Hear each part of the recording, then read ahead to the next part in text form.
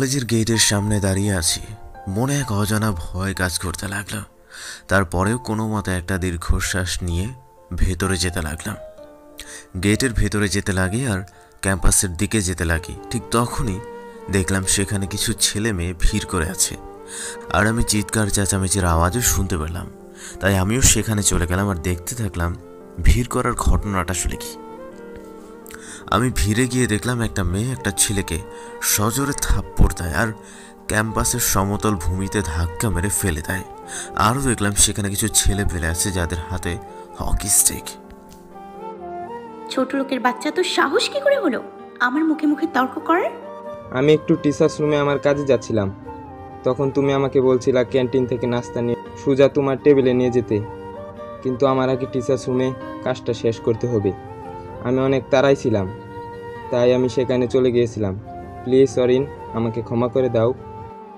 তোর সাহস তো কম না, আমাকে তুমি করেও আমার নাম ধরে ডাকতেছিস? এই ছোট লোকের বাচ্চা, তোর সাহস তো কম না।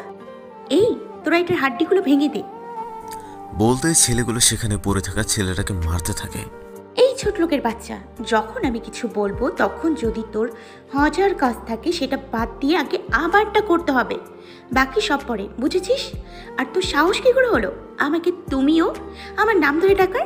আমাকে আপনিও ম্যাম বলে ডাকবি, বুঝেছিস? মেয়েরা কথাগুলো বলল, কিন্তু ছেলেগুলোকে মার থামাতে বলেনি। সেখানে থাকা সকলেই সেই দৃশ্য উপভোগ করতে ব্যস্ত, কিন্তু কেউ সামনে যাচ্ছে না। ঠিক তখনই কলেজে একটা গাড়ি আসে, আর সেখান থেকে একটা লোক এসেই মেয়েটার কাছে যায়।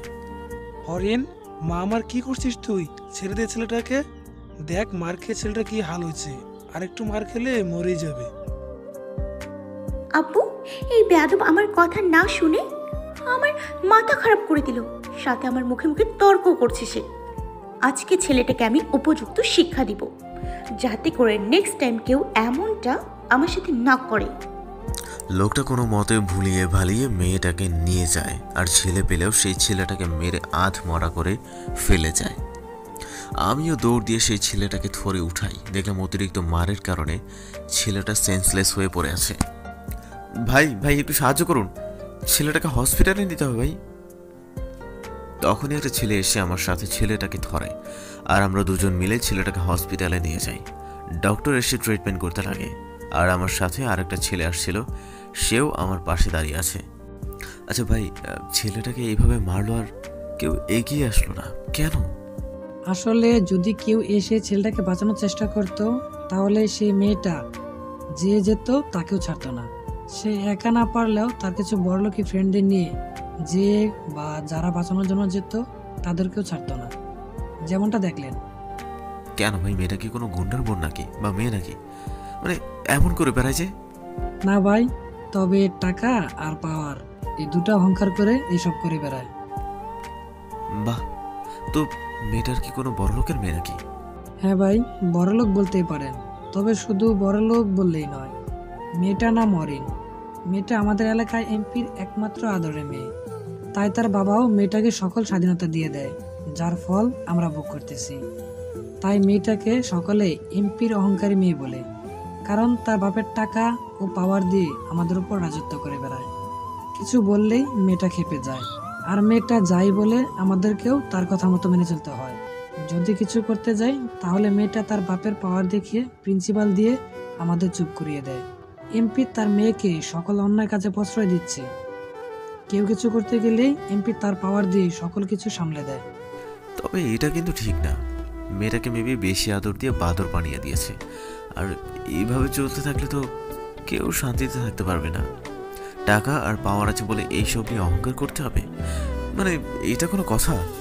কিন্তু ভাই, আমরা তো কিছুই করতে পারি না, শুধু আমরা সেই এমপির অহংকারী মেয়ের চাকর হয়ে কলেজে থাকতে হচ্ছে। আর তাছাড়া এমন কেউ নেই এই কলেজে যে কিনা এই এমপির অহংকারী মেয়ের সাথে টক্কর দিতে পারবে। আজ পর্যন্ত এমপির চেয়ে বেশি পাওয়ারফুল কেউই এই কলেজে আসেনি। আচ্ছা ভাই, আপনাকে দেখে তো নতুন মনে হচ্ছে। হ্যাঁ, আমি নতুন। আমার নাম মোহাম্মদ ওবায়দুর রহমান অন্তর, আর গতকাল ভর্তি হয়েছিলাম। আজকে আমার প্রথম দিন ক্লাসে, কিন্তু এখন আমি এনাকে নিয়ে হসপিটালে আসলাম। আমি তানভীর। পরিচিত হয়ে খুশি হলাম। আচ্ছা ভাই, আপনার তো আজ প্রথম দিন, আপনি ক্লাসে যান, আজকের দিন মিস দিয়েন না। পরে সমস্যায় পড়বেন। আমি এখানে আছি। থ্যাংক ইউ ভাই। এরপর তানভীরের থেকে বিদায় নিয়ে চলে আসলাম কলেজে। সেখানে গিয়ে আমার ক্লাস খুঁজতে লাগি আর ক্লাস পেয়েও যাই। আমি ক্লাসের সামনে যেতেই দেখি ক্লাসের স্যার উপস্থিত। আমি স্যার। হ্যাঁ আসো। তুমি তাহলে সেই নতুন ছেলেটা তাই না, যে আসার কথা ছিল? প্রিন্সিপাল স্যার আমাকে বলেছিল তোমার কথা। জি স্যার, আমি নতুন। সো এভরিবডি, আজ থেকে তোমাদের সাথে ক্লাস করবে। কি নাম তোমার? সকলকে তোমার পরিচয়টা দাও।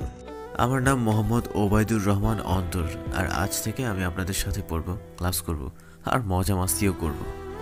Good boy. আচ্ছা, তোমার বাবা কি করে অন্তর? স্যার, আমার আব্বু তো গাড়ি চালায়। কি একটা ড্রাইভারের ছেলে, তাও আমাদের সাথে পড়বে?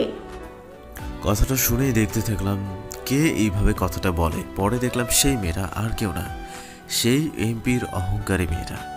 তাকে আমার ক্লাসে দেখে অবাক হয়ে গেলাম আমি। একটা ড্রাইভারের ছেলে আমাদের সাথে পড়বে? আল্লাহ, প্রিন্সিপাল স্যারের কি রোগ হলো? উফ, কোনো স্ট্যাটাস বলতে কিছুই নেই নাকি তার? আমাদেরও তো একটা স্ট্যাটাস আছে। কোথায় আমরা আর কোথায় একটা খ্যাত ড্রাইভারের ছেলে, আর এটাকে তো দেখতেও বাজে লাগতেছে, জাস্ট ডিসকাস্টিং। উফ ওরিন, এইসব কি হচ্ছে? এইভাবে কথা বলে নাকি? স্যার, সত্যি বলতে এই কলেজে পড়তে হলে একটা স্ট্যাটাসের প্রয়োজন হয়, আর সেই স্ট্যাটাসটা হলো এই খ্যাতমার্কা ছেলের নেই। আর দেখেন না কি আজব শার্ট প্যান্ট পরে আছে সে, মনে হচ্ছে ফুটপাথ থেকে কিনে এনেছে। কোনো কোয়ালিটি আছে এটা এখানে পড়ার? কি আর করবো বলুন, ভাগ্যের জোরে চলে এসেছি। আল্লাহ তাআলা চেয়েছেন বলেই তো এখানে অ্যাডমিশন নিতে পেরেছি। ওরিন থামো, অনেক হয়েছে। আর অন্তর, তুমি যাও আর বসে পড়ো। স্যারের কথা শুনে আমিও একটা সিটে গিয়ে বসে পড়ি, আর স্যারও ক্লাস করাতে শুরু করে। আমিও বেশ ভালো করেই মনোযোগ সহকারে ক্লাস করলাম। ক্লাস শেষ করে আমি যখনই ক্লাস থেকে বের হতে যাব তখনই আমার মোবাইলে কল। দেখলাম আব্বু কল দিয়েছে, তাই আমিও আস্তে করে এক সাইডে চলে যাই আর কল রিসিভ করি। হ্যালো আব্বু, আসসালামু আলাইকুম। ওয়ালাইকুম আসসালাম। কি খবর আমার ফাজিল পোলাটার, কেমন আছিস? আমি তো ভালোই আছি, আর আমি বাড়িতে না থাকার কারণে তো মনে হয় তুমিও বেশ ভালোই আছো। আচ্ছা থাকো, ভালো সেটাই আমি চাই। চুপ বেটা, তুই না থাকলে ঘর ফাঁকা ফাঁকা লাগছে। তোর বোন আম্মু চুপসে আছে। বাবা তুই কই আসলে বলতো? কেন, আমি বাড়ি থেকে কি বলে বের হয়েছি মনে আছে? আমি বের হওয়ার পর যদি আমাকে খুঁজে বের করতে পারো তাহলেই বাড়িতে আসবো, না হলে আসবো না। আমি বাহিরে বাহিরে মজা করেই দিনকাল কাটাবো। তবে একটা কথা জেনে রাখো, ভুলেও লোক লাগিয়ে খুঁজবা না, নিজে নিজে খুঁজে বের করো। চ্যালেঞ্জ দিয়ে আসছি আমি। ঠিক আছে, আমি নিজে তোকে খুঁজে বের করব, কান ধরে তোকে বাড়িতে নিয়ে আসবো। এখন কি করিস? এই তো আছি আর কি কোনো মতে। তুমি বাসায়? না রে আব্বু, আমি তো অফিসে। আচ্ছা শোন, টাকা পয়সা লাগলে আমাকে বলিস, কারো কাছে চাইবি না। আচ্ছা রাখি, নিজের আর বাকিদের খেয়াল রাখো, আর চ্যালেঞ্জের কথা ভুলে যেও না। ফাজিল একটা, এখন বাপের একটা কুলু দে। পুরো দেশ তো তোর, আর আমি একাই খুঁজে বের করতে পারবো তোকে। থাক থাক, কান্না করো না। একটা ক্লু দিয়ে দিলাম, যাও। আমি আমাদের শহরে আছি। ওকে, এবার রাখি, পারলে খুঁজে বের করো এবার। বলেই কল কেটে দিলাম। এরপর আমিও ক্যাম্পাসের দিকে যেতে থাকি। সেখানে গিয়ে দেখি এমপির সেই অহংকারী মেয়ে আর তার বন্ধুদের নিয়ে আড্ডায় ব্যস্ত। তাই আমিও সেখান থেকে সরে যেতে থাকি আর হাঁটতে থাকি। ওই ড্রাইভার! আমি শুনেও না শোনার ভান করতে লাগলাম। কিছুক্ষণ পর পেছন থেকে একজন আমার ব্যাগ ধরে টান দেয়। আমিও পিছিয়ে ঘুরে দেখি এমপির মেয়ে আমার ব্যাগ ধরে টান দেয়, আর সেখানে তার বন্ধু বান্ধবীরাও উপস্থিত। আজব তো, ব্যাগ ধরে টানতেছেন কেন? ওই ড্রাইভারের বাচ্চা, তোকে ডাকতেছি যে শুনতেছিস না? কই, আপনি আমাকে দেখেছেন? আর একটু মানুষকে সম্মান দিয়ে অ্যাটলিস্ট কথা বলতে শিখুন। আর আমার একটা নাম আছে, সেটা ধরে ডাকলে আমি অত সাড়া দিতাম, কিন্তু আপনি তো আমাকে তুচ্ছভাবে কথা বলছেন। ওই ছোড়া, ওই তোকে কিসের সম্মান দিয়ে কথা বলতে হবে? হ্যাঁ, সেই তো একটা ছোট লোক ড্রাইভারের বাচ্চা তুই, আর আমি যাকে যেভাবে ডাকবো সেটাই সঠিক। ও আচ্ছা, বাদ কেন বলেন, ডাকছেন কেন? আসলে আমার তো তার আছে। ওই কিসের তাড়া তোর? হ্যাঁ, আগে আমার কাজ, এরপর বাকি সব। আজ কলেজে আসতে না আসতেই অ্যাটিটিউড দেখানো শুরু করে দিয়েছিস, তাই না? ক্লাসরুমে তো ভালোই বক বক করতেছিলি, আমার মুখের উপর তর্ক করতেছিলি, আর এই তর্কের জন্য আজকে একটাকে মেরে আত্মমরা করে ফেলে রাখছি। আজ তুই হয়তো নতুন বলে জানিস না, এই কলেজ একমাত্র এই অরিনেরই রাজত্ব চলে। তার উপরে এই কলেজে কেউ কথা বলতে পারে না, তাই নেক্সট টাইম আমার মুখের ওপর কথা বলিস না, না হলে তোর কপালে খুব বড় মাপের দুঃখ আছে। আর যা বলবো তা কোনো টু শব্দ ছাড়াই মেনে চলিস, তাহলেই হয়তো কলেজে টিকতে পারবি তুই। জি আপু। গুড। আর ভুলেও আমার কথা অমান্য করার চেষ্টা করিস না, যদি করিস এর ফল ভালো পাবি না। এবার চল আমাদের সাথে। কোথায় আপু? আসতে বলছি না, এত কথা কিসের? তারপর অরিনের সাথে যেতে থাকি, তবে জানি না এখন কি হবে আমার সাথে। মনে এক অজানা ভয় কাজ করতে লাগলো। অরিন আর তার বন্ধুরা আমাকে নিয়ে ক্যাম্পাসের এক কোণায় গেল। তারা বসলো আর আমাকে দাঁড় করিয়ে রাখলো। অরিন, এবার এটার কি করবি সেটা বল। আরে ভাই দাঁড়া না, নতুন মরগ এটা, একটু মজা তো করতে দে। উফ, এই খ্যাত এদিকে আয়। জি বলেন, আর কি করবেন বা করাবেন আমাকে দিয়ে? তেমন কিছু না, শুন, ওই যে ক্যান্টিনে একটা লোককে দেখতে পাচ্ছিস? হ্যাঁ তো। হ্যাঁ তো মানে তাকে গিয়ে একটা থাপ্পড় মেরে আয়। সরি আপু ভাইয়ারা, আমি এটা করতে পারবো না। পারবি না মানে? পারতেই হবে তোকে। এটা সম্ভব না। আমি শুধু শুধু সেই লোকটাকে কেন মারবো? আর তিনি তো আমার আব্বুর বয়সী মনে হচ্ছে, আর আমি আজ পর্যন্ত কোনো মুরব্বির গায়ে হাত উঠাইনি, আর মনে হয় না সামনেও কখন উঠাবো। তাই আমি এই কাজটা করতে পারবো না। I am sorry. তুই যদি কাজটা না করিস তাহলে আমরা আমাদের হাত তোর উপর সাফ করব। এখন চিন্তা কর কোন অপশনটা নিবি। আই এম রিয়েলি সরি, আমি মারতে পারবো না। আর আপনারা যেটা বলছেন সেটা অন্যায় আর পাওয়ারের মিস ইউজ। সো আমি নিজের উপর হাজার কষ্ট সহ্য করতে পারবো, কিন্তু অন্যদের উপর বিনা কারণে বিন্দুমাত্র আঘাত করতে পারবো না, কারণ আমার আব্বু আম্মু এই শিক্ষা আজ পর্যন্ত আমাকে দেয়নি। তাহলে তুই মার খা। বলেই সেখানে থাকা ছেলেগুলো আমার হাত চেপে ধরে আর একটা করে আমাকে মারতে থাকে, আর আমিও কোনো মতো কষ্ট করে সহ্য করে নিলাম। অরিন আর সকলেই আমাকে ইচ্ছে মতো মারলো, আর অরিন তো বেশ মজাই পেল আমাকে মেরে। আর সকলের মার দেখতে পেয়ে সে আরও বেশি খুশি হয়। আমি দেখলাম ক্যাম্পাসের সকলেই আমার দিকে তাকিয়ে আছে, কিন্তু কেউ এগিয়ে আসলো না, কারণ এগিয়ে আসলেই এই বড়লোকদের অহংকারী ছেলে মেয়েগুলো তাদের উপর অত্যাচার করবে। কিরে, এখন কেমন লাগছে তোর? কথাটা শুনলে তুই বেঁচে যেতি, কিন্তু আমি আগেই বলেছিলাম যে আমার কথা শুনবে না তাকে আমি অনেক কষ্ট দিয়েই ছাড়বো, আর সহজেই কলেজে টিকতে দিব না। যা, আজকের মতো তোর জন্য থেরাপি এতটুকুই, কাল না হয় আবার দিব। এই চল তোরা, আজকের জন্য এতটুকুই থাক, কাল আবার দিব। তারা সকলে আমাকে সেই জায়গায় রেখে চলে যায়, আর আমিও আমার ঠোঁটে হাত দিয়ে দেখি মার খাওয়ার ফলে ঠোঁট ফেটে রক্ত বের হচ্ছে। একটা মেয়ে আমার কাছে এগিয়ে আসে। এই নিন পানি। জি ধন্যবাদ। আমি পানিটা নিয়ে একটু কুলি করে নিলাম। আপনার তো ঠোঁট ফেটে গেছে। সমস্যা নেই, ঠিক হয়ে যাবে। তবে আপনাকে অনেক থ্যাঙ্কস আসার জন্য। আপনিও তো একজনের বিপদে এগিয়ে গেলেন। আর এই নিন, এটা নিয়ে ঠোঁটে চেপে ধরুন। ধন্যবাদ, তবে এটা আমার লাগবে না, আমার রুমাল আছে। বলেই উঠে দাঁড়ালাম। আসলে আপনার ভাগ্যটা অনেক খারাপ, এমন কলেজে চলে আসলেন যেখানে শান্তিতে নিঃশ্বাসটুকুও ফেলতে পারবেন না আপনি। এই মেয়েটা ও তার বন্ধুদের জন্য আমরা কিছুই করতে পারি না, না শান্তিতে থাকতে পারি আমরা। বাবার টাকাও পাওয়ার দিয়ে অহংকারী করে বেড়ায় মেয়েটা। আর এখন আপনার সাথে যা করলো ঠিক আমাদের সাথেও তা করলো, এবং কি সিনিয়র ভাইয়া ও আপুদের সাথেও এমনটা করে বেড়ায় মেয়েটা। সমস্যা নেই, আমাদেরও সময় আসবে তাদের উচিত শিক্ষা দেওয়া। By the way, thanks once again. আচ্ছা, আমাকে একটু বাসে যেতে হবে, আমার একটু কাজ আছে, আসি। এই অবস্থায় যেতে পারবেন আপনি? কিছুই করার নেই, যেতে তো হবেই। আমি মেয়েটার থেকে বিদায় নিয়ে কলেজের গেটের বাইরে চলে আসি। মেয়েটা আজকে তার পাওয়ার আমাকে দেখাচ্ছে ভালো, বাপের পাওয়ার দিয়ে কলেজে রাজত্ব করে বেড়াচ্ছে সে, কিন্তু সে এটা জানে না কাকে পাওয়ার দেখাচ্ছে। তার বাপকে আমি গিলে ফেলতে পারবো, এতটুকু ক্ষমতা আমার আছে। আর আমি কি সেটা জানলে মেয়েটা আর তার বাপের পাওয়ার গিরি একদম বের হয়ে যাবে, আর তার বাপের টাকা আর পাওয়ারের অহংকার করে বেড়াচ্ছে সে। জাস্ট ওয়েট করো, সময় হলে আমিও দেখাবো, শুধু কয়েকটা দিন তোমাদের তামাশা দেখবো আমি। এরপর কষ্ট করে একটা রিক্সা দাঁড় করিয়ে চলে যাই আমার ভাড়া বাসায়। আমি আমার ভাড়া বাসায় আসলাম, এসে রিক্সা থেকে নেমে বিল দিয়ে বাসার কাছে চলে যাই, আর পকেট থেকে চাবি বের করে বাসার তালা খুললাম। এরপর ভিতরে গিয়ে দরজা আটকে দিলাম। শরীর ব্যথা করছে, তাই হাত মুখ ধুয়ে খাটে কিছুক্ষণের জন্য লেটিয়ে পড়ি। এরপর কোনো মতে উঠে রান্না করে নিলাম আর খেয়ে খাটে শুয়ে পড়লাম। তখনই আমার কল বেজে ওঠে আর দেখি আমার হারামি একটা ফ্রেন্ড কল দিয়েছে। কি রে রোহান, কি অবস্থা? আমার অবস্থা জিজ্ঞেস করতেছিস? 2 মাস ধরে তোরে দেখি না, কই তুই? আছি আর কি, এক চিপায়। কেন, কি হয়েছে? কি হয়েছে মানে? তোরে খুঁজতে খুঁজতে পাগল হয়ে গেলাম ম্যান।